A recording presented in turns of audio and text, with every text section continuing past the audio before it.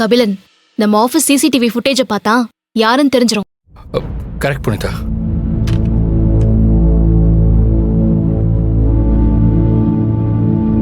Okay,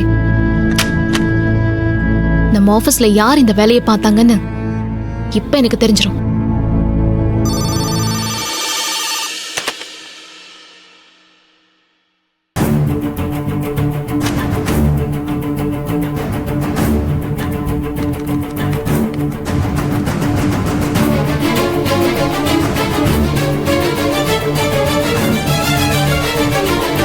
இங்க வாங்க.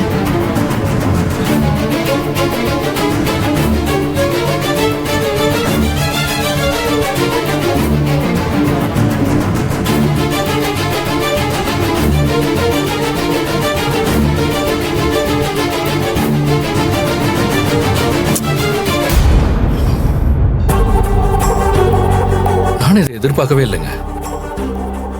யானைக்கு என்ன சுத்தமாவே பிடிக்காது. என்னை நியாயமான முறையில் இந்த ஆஃபீஸ்ல இருந்து தூக்கவே முடியாதுன்னு அவங்களுக்கு நல்லாவே தெரியும்.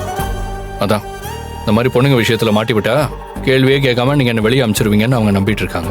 அவங்களோட பேட் லக் சிசிடிவி கேமரா இருக்குன்னு கூட தெரியாம மாட்டிக்கிட்டாங்க. யாழ்னி இந்த அளவுக்கு போவான்னு நானும் எதிர்பார்க்கவே இல்லை கபிலன்.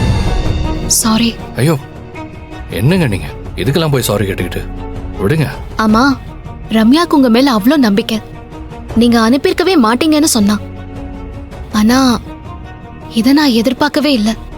நீங்களே என் மேல வச்சிருக்கிற நம்பிக்கைக்கு ரொம்ப தேங்க்ஸ்ங்க. நீங்க நினைச்சிருந்தா எல்லாரும் முன்னாடி இந்த மெசேஜை காமிச்சு என்ன நீங்க வேலையை விட்டே தூக்கிடலாம். ஆனா இப்படி விசாரிச்சு முடிவெடுத்தீங்க பாத்தீங்களா, தேங்க்ஸ்ங்க. உங்ககிட்ட பேசும்போது உங்க கண்ணை நான் பார்த்தேன் கபிலன். நீங்க பொய் சொல்லலன்னு தெரிஞ்சது. ரொம்ப தேங்க்ஸ் புனிதா. நான் இப்ப என்ன பண்ணணும்? இத பத்தி நீங்க யார்கிட்டயும் பேச வேண்டாம். குறிப்பா யாழ்னி கிட்ட. இதை எப்படி ஹேண்டில் பண்றதுன்னு நான் யோசிக்கிறேன். யாழ்னி பெரிய தப்பு பண்ணிட்டா.